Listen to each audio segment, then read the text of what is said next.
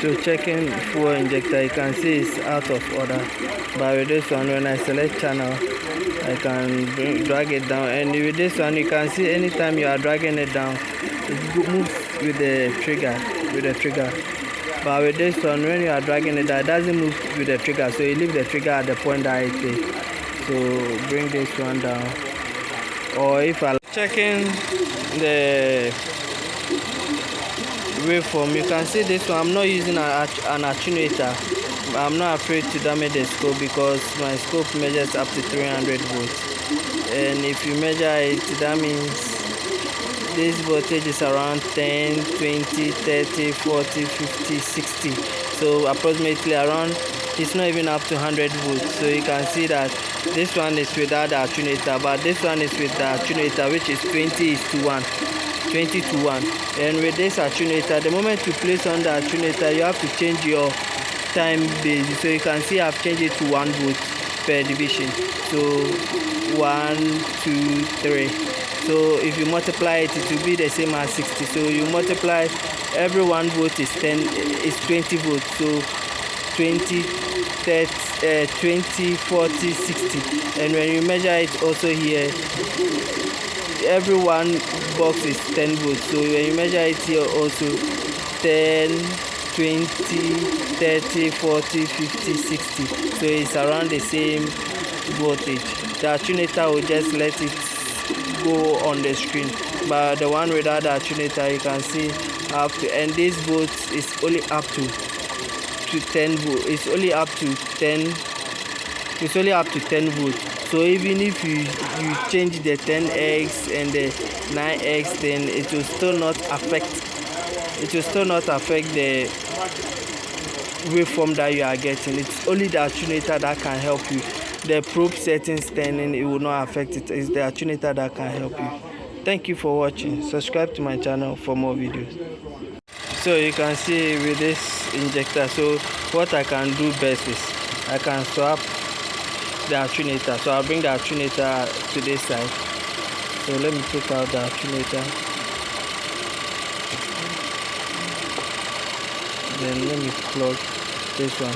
So you can see after plugging it, let me plug this one here. With this one, it will not be reading. So it doesn't mean it will damage the scope. The scope can handle that amount of voltage, but just that you not get the waveform on your screen.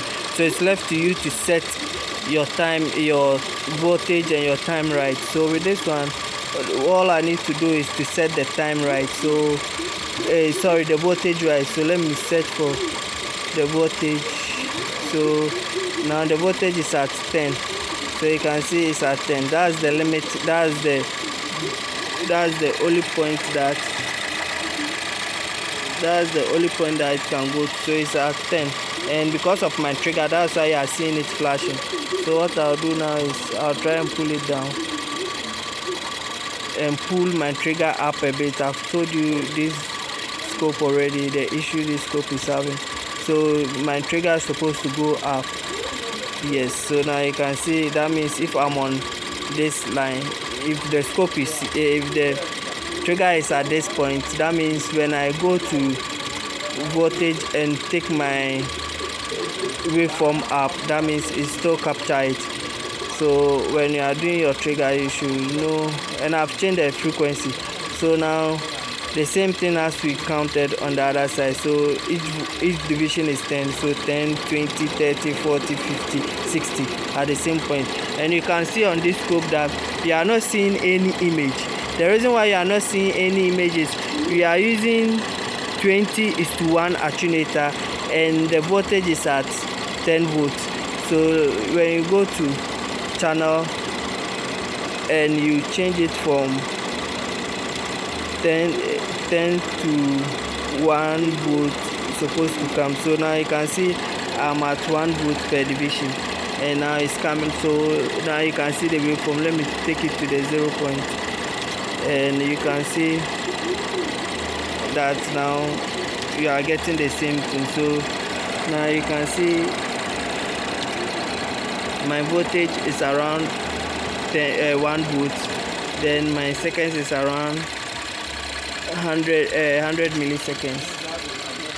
So you can see how the scope works. This scope is able to handle 400 volts, so giving it 60 volts wouldn't damage it, and this also handles up to 300. Giving it 60 volts with the attenuator will help you to measure high voltage. Thank you for watching. Subscribe to my channel for more videos so you can see that they are running okay.